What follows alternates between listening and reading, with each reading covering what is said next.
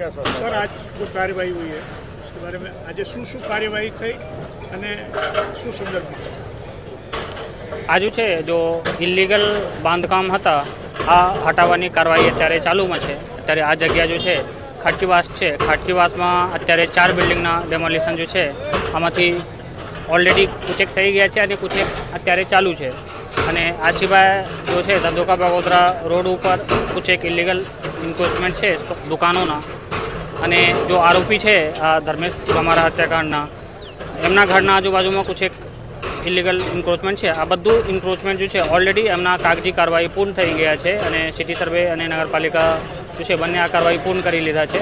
આ પછી આ દબાણ જો છે હટાવવામાં અત્યારે આવી રહ્યા છે। સાહેબ એના માટે હજુ આ કાર્યવાહી ચાલુ રહેશે? આમાં હિસ્ટ્રી શીટરો હશે એની સામે? હા, જેટલા બી ક્રિમિનલ એલિમેન્ટ છે અને આ સિવાય બીજું જેટલા બી દબાણો છે આમાં આ કાર્યવાહી ચાલુ રહેશે।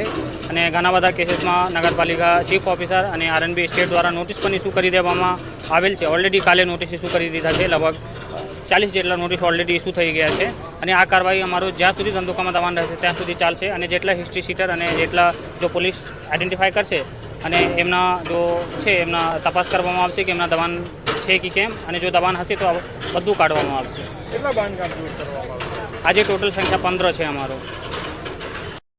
हम दिखाएंगे सच्चाई की खबर चैनल को लाइक कीजिए, सब्सक्राइब कीजिए और हमारे साथ जुड़े रहिए। हम दिखाएंगे आपको सच्चाई की खबर।